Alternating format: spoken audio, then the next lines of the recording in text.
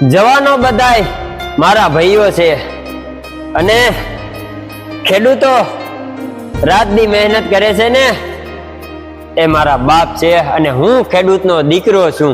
સાહેબ, આ બે વ્યક્તિ ને જે હક જોઈએ ને એ હક એમને મળતો નથી, પણ કદાચ આ બે વ્યક્તિ 6 મહિનાની રજા લઈ લે ને 6 મહિનાની છૂટી લઈ લે તો આ દેશના હાલ શું થાય તમે વિચાર કરો।